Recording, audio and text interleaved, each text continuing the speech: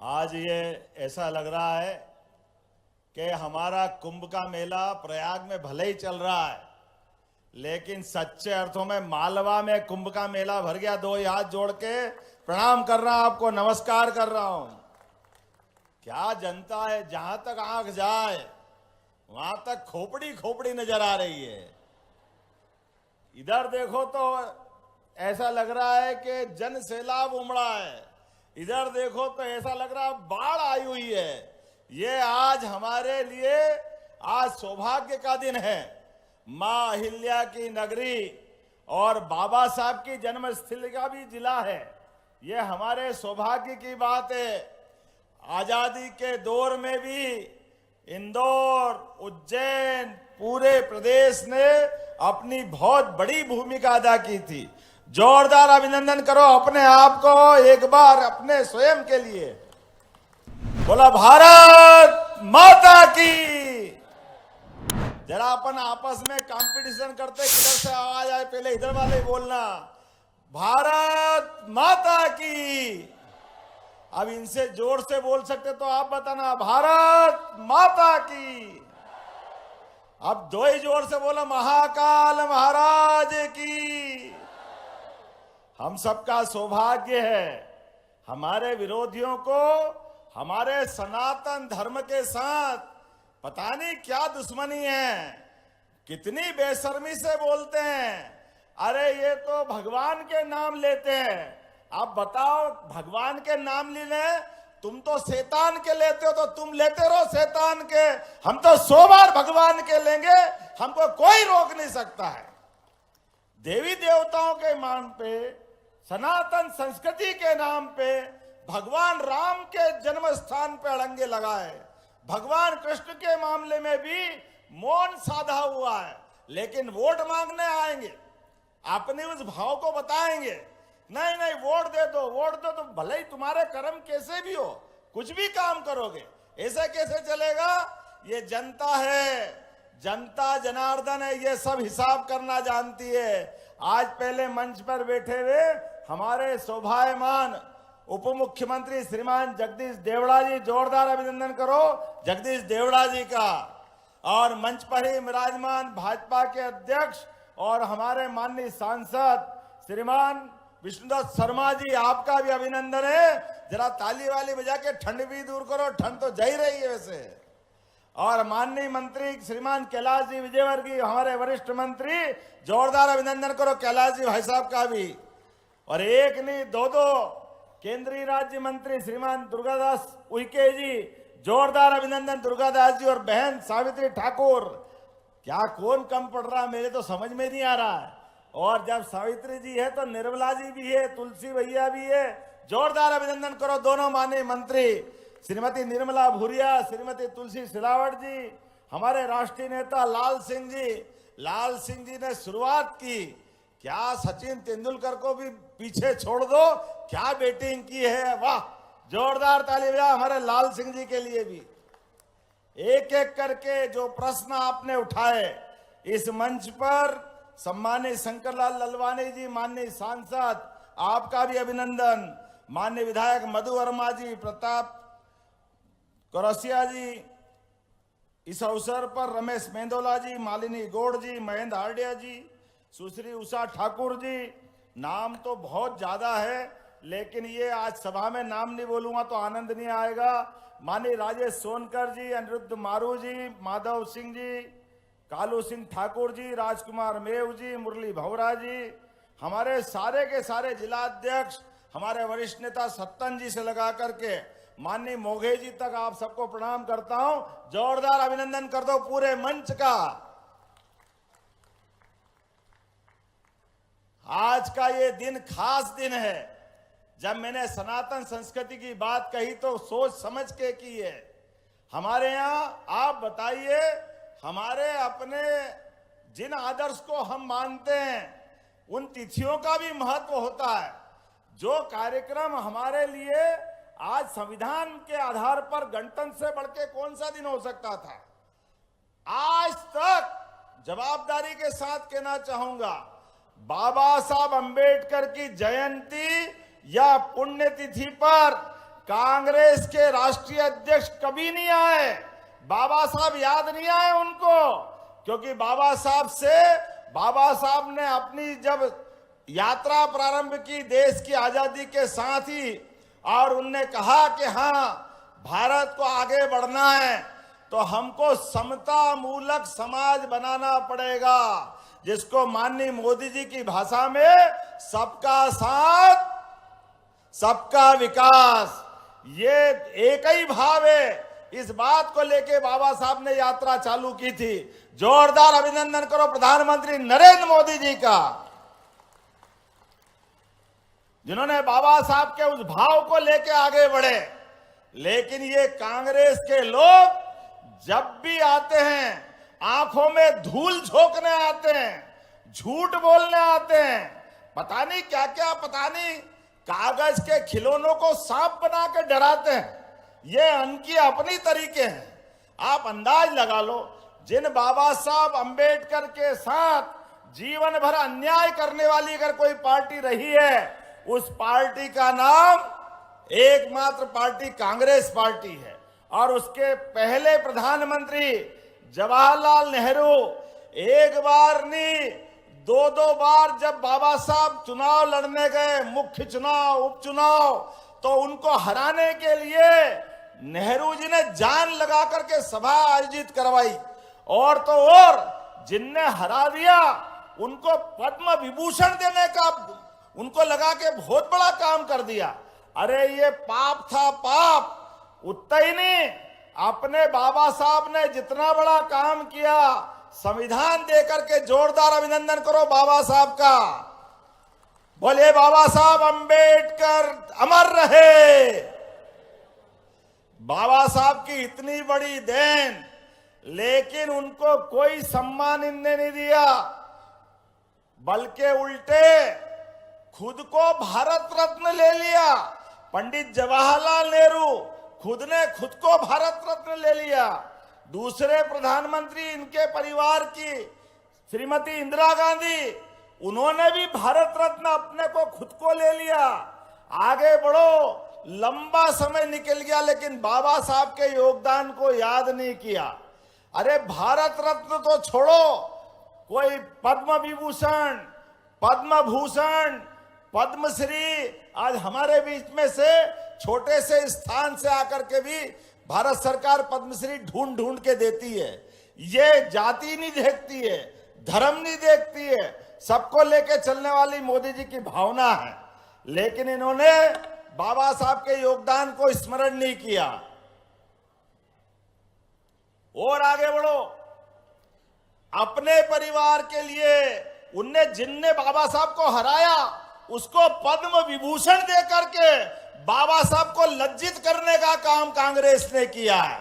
मैं इस बात के लिए हमारी पार्टी और हमारे यशस्वी पूर्व प्रधानमंत्री भारत रत्न अटल बिहारी वाजपेयी जी को धन्यवाद देना चाहूंगा, माननीय मोदी जी को धन्यवाद देना चाहूंगा। हमारे कांग्रेस के बजाय विश्वनाथ प्रताप सिंह की सरकार जब बनी तो उन्होंने भाजपा के कहने पर भारत रत्न अपने डॉक्टर भीमराव अंबेडकर को दिया है। यह हमारी पार्टी है, यह हमारी भावना है। अरे ये किस किस की बात करें, जहां जहां इनके पांव पड़े वहां वहां बंटा ढार। अपने और अपने परिवार के अलावा कांग्रेस को कुछ दिखता ही नहीं है। बड़े दुर्भाग्य के साथ कहना पड़ रहा है, मूल महात्मा गांधी बापू जिन्होंने आजादी दिलाई, वहां बापू के पूरे बात के वंशजों का कहीं कोई लोकसभा विधानसभा में कभी कांग्रेस याद नहीं करती है, किसी को महत्व नहीं देती है। और तो वो गांधी सरनेम ऐसा चिपकाया कि हमारे यहां तो बहन बेटी की शादी हो जाए तो ससुराल में जाने के बाद सरनेम तो बदलता है। बदलता कि नहीं बदलता है? बोलो बदलता कि नहीं भैया? बेटी शादी होके चली जाए तो सरनेम तो बदलेंगे कि नहीं बदलेंगे? लेकिन ये वोट के लालच में कांग्रेस आज उससे भी, गांधी सरनेम चले जाएगा तो वोट कम हो जाएंगे, तो बहन गई प्रियंका वाड्रा ससुराल में वाड्रा परिवार में, लेकिन वाड्रा छोड़ के वो भी गांधी गांधी चला रही है। ये नकली गांधियों ने असली गांधी मिटा दिया है। मूल महात्मा गांधी के योगदान को देश के अंदर बजाय लाने के केवल एक परिवार, जवाहरलाल नेहरू, राजीव गांधी, इंदिरा गांधी, बाद में सोनिया गांधी, अब राहुल गांधी, इनके बाद ये बहन को लिया है। इनके अलावा कोई बचा ही नहीं, केवल एक परिवार। एक कारण से केवल मेरी पार्टी पे मेरी ताकत बनी रहे तो अनुसूचित जाति दर्जे के स्थान वाले एक बड़े नेता सीताराम केसरी अध्यक्ष बन गए कांग्रेस में। मित्रों, जवाबदारी के साथ कहना पड़ेगा, बुजुर्ग नेता जिनकी 80-90 साल से आसपास उम्र थी, राष्ट्रीय अध्यक्ष होते हुए उनकी धोती खोल करके कांग्रेस कार्यालय से बाहर निकालने का पाप किसने किया? ये कांग्रेस के लोगों ने किया। इनको माफी मांगना चाहिए अपने कर्मों के कारण से। आप बताइए, संविधान को लेकर संविधान बचाने की बात कर रहे हैं। संविधान का जितना दुरुपयोग चारों पीढ़ी ने किया, सबसे पहले नेहरू जी, फिर इंदिरा जी, फिर राजीव जी, सबने। राजीव गांधी ने तो मुस्लिम बहनों के लिए सुप्रीम कोर्ट ने फैसला दिया कि धारा 370 के समान ये 3 तलाक का कानून भी गलत है। लेकिन जैसे बाबा साहब अंबेडकर ने कहा था कि धारा 370 है, गलत है, इसको मत जोड़ो, नेहरू जी ने दबाव दे करके वो धारा 370 जुड़वाई। परिणाम क्या आया? आज इतिहास गवाह है। हम तो उस पार्टी के संवाहक के जिनके नेता ने 1950 के पहले ही ये धारा 370 गलत है, इसके दुष्परिणाम बताते हुए जनसंघ के तत्कालीन संस्थापक और भारत सरकार में नेहरू जी के मंत्री, उन्होंने मंत्रिमंडल में अपने मंत्री पद को लात मार करके ये बात बताई थी कि ये धारा 370 नहीं है, ये हमारे कश्मीर के अंदर ये खून खराबे की धारा है, लाखों लोग मारे जाएंगे, देश इस हिस्से से धीरे धीरे परेशानी उठाएगा, पाकिस्तान हावी हो जाएगा। लेकिन बाबा साहब की बात नहीं सुनी, नेहरू ने जान करके वो धारा जुड़वाई। परिणाम क्या आया? हमारे वो बाबा बर्फानी, भोले बाबा, माता वैष्णो देवी का वो जम्मू कश्मीर, जहां 40,000 से ज्यादा माताएं, बहनें, फौज वाले, पुलिस वाले, छोटे छोटे मासूम बच्चे, सबके प्राण गए, 40,000 लोगों के। ये पाप किसी के माथे है तो कांग्रेस के सिर पर है, जिसने ये पाप किया था धारा 370 लगा करके। और 3 तलाक का कानून सुप्रीम कोर्ट से हटाने का निर्णय सुप्रीम कोर्ट ने निर्णय दिया, लेकिन गलत तरीके से कानून में संशोधन करके मुस्लिम बहनों की जिंदगी नर्क बनाने का काम अगर किसी ने किया तो कांग्रेस के तत्कालीन प्रधानमंत्री राजीव गांधी ने किया। मुझे इस बात की प्रसन्नता है, आज यशस्वी प्रधानमंत्री नरेंद्र मोदी जी का शासनकाल है। नरेंद्र मोदी जी ने सुशासन के आधार पर, समता मूलक समाज के आधार पर, और क्या हिंदू क्या मुसलमान, सबको बाहों में लेकर के देश को आगे बढ़ाने के लिए आज दोनों कलंक से मुक्ति दिलाने का काम किया है। श्रीमान नरेंद्र मोदी जी ने, हमें इस बात का आनंद है। और इतने ही नहीं, संविधान के माध्यम से जो अधिकार मिला है, आप बताइए, दिवाली के दिन दिवाली मनाना चाहिए कि चाहे जब दिवाली मनाना चाहिए? कब मनाना चाहिए दिवाली? होली के दिन होली मनाना चाहिए कि चाय जब बनाना चाहिए? ये सबको मालूम है, लेकिन नहीं मालूम है तो कांग्रेस वालों को नहीं मालूम है कि संविधान दिया बाबा साहब अंबेडकर ने, तो आना था तो भैया 26 जनवरी को आ जाना था। आज काहे के लिए आए? ये उल्टे बाज बरेली ही चढ़ाते हैं जब देखो जब। ना इनको अक्ल है, ना इनके मन में संस्कार है, ना इनको भावना है। जब सब कुछ लुटा के होश में आए तो क्या हुआ, जब सब चला गया हाथ से। एक बार नहीं, 2014 में सरकार गई, 2019 में सरकार गई, 2023 में अपने कर्मों से सरकार गई। फिर आप ध्यान में आया कि नहीं भैया वोट चाहिए तो क्या करना चाहिए, तो अंबेडकर जी को याद करो, उनके समर्थक मिल जाएंगे। जैसे वो रोटी खाते ही नहीं है, उनके लोगों को मालूम ही नहीं है, देश समझता ही नहीं है। देश सब जानता है कि अगर अन्याय अंबेडकर जी के साथ किसी ने किया तो कांग्रेस पार्टी ने किया, कोई इनके झांसे में आने वाले नहीं है। आप लाइन से देखो, महात्मा गांधी, संविधान। लेकिन आज हमने एक और कारण से आपको बुलाया है। हमारी सरकार ने निर्णय किया है कि हमारे अपने राज्य को आगे बढ़ाने के लिए यशस्वी प्रधानमंत्री के नेतृत्व में सुशासन लाने के लिए 63 प्रकार की विभिन्न योजनाओं के माध्यम से हम घर घर जाकर के प्रत्येक हितग्राही के लिए एक एक घर सर्वे करेंगे। जो आयुष्मान कार्ड जिसको नहीं है उसको आयुष्मान कार्ड देंगे, जिसके पास गरीबी रेखा का कार्ड नहीं है उसको गरीबी रेखा का कार्ड देंगे, जिसके घर में राशन पहुंचने में दिक्कत आती है उसको राशन पहुंचाएंगे, जिसके घर में आगे जाकर के सरकारी योजना का लाभ नहीं मिल रहा, एक एक आप तो और आप सब सुन लेना। जिन जिन के मकान ग्रामीण क्षेत्र में छूटे हैं, फिर नया सर्वे करा रहे हैं। प्रत्येक व्यक्ति को अपना पक्का मकान देने का काम अपनी सरकार के द्वारा किया जाएगा। ये है हमारी सरकार, जियो और जीने दो।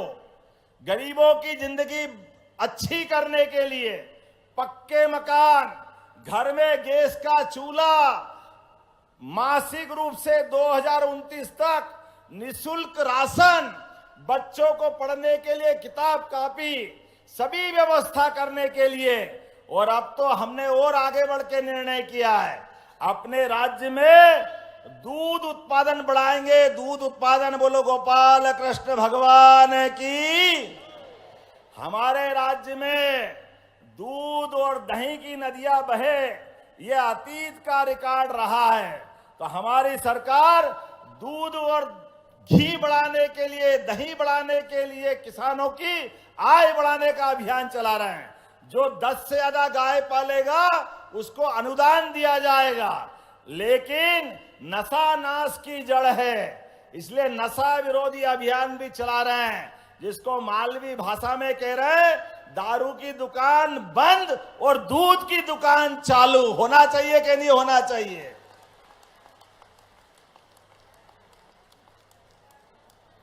हमारी माता बहनों को तो जितनी कष्ट अगर किसी से है तो ये दारू से ही है। हमारी बहनों की जिंदगी अच्छी करने के लिए, और बहन तो क्या भाई भी आजकल छोड़ के वाकई इस दुनिया में चल रहा है, अपने आप के लिए आनंद बनाओ। हमारे बीच ये अभियान हमारी सरकार चला रही है कि हमारे धार्मिक शहरों से ये दारू की दुकानें बंद होना चाहिए। होना चाहिए कि नहीं होना चाहिए? इधर से आवाज ताली बजा के बताओ जोर से, किसकी ताली बज रही है? होना चाहिए कि नहीं होना चाहिए? हमारी सरकार ने तय किया है सामाजिक समरसता के लिए, गरीबों की बेहतरी के लिए, युवाओं को रोजगार के लिए, जीवन में बदलाव के लिए 4 मिशन मोड पे यशस्वी प्रधानमंत्री की भावना के अनुसार युवा मिशन। सभी युवा जो तकनीकी रूप से दक्ष है, इंजीनियरिंग कॉलेज से पढ़ के निकले या किसी भी व्यावसायिक प्रतिष्ठान से पढ़ के निकले, हर एक को उसकी योग्यता के हिसाब से उसको काम दिया जाएगा। अब कांग्रेस के लोगों में पेट में दुख रहा है, वो कहां से दे दोगे? अरे भाई, ये यशस्वी प्रधानमंत्री नरेंद्र मोदी जी के आशीर्वाद से बनने वाली सरकार है।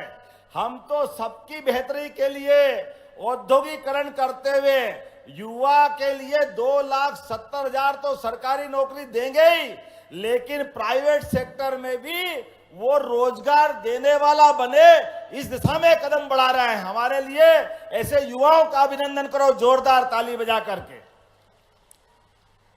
लेकिन युवा ही नहीं, क्या महिला, क्या किसान, क्या गरीब, सबकी बेहतरी के अलग अलग मिशन मोड में कार्यक्रम बने हैं। 56 अलग अलग प्रकार के मंत्रालयों को 4 हिस्सों में बांटते हुए सरकारी सभी योजनाओं की समीक्षा करते हुए और बेहतर से बेहतर बनाते हुए एक एक व्यक्ति की जिंदगी में उनकी अपनी हालत बदले। हर हाथ को काम, हर खेत को पानी, इसलिए नदी जोड़ो अभियान चल रहा है। बोले नर्मदे छिपरे महारानी की। विश्व का पहला नदी जोड़ो अभियान। और इसको जब हम करने गए, फिर कांग्रेसी के पेट में मरोड़े उठने लगे। कहां से जोड़ दोगे, कैसे जोड़ दोगे, असंभव है।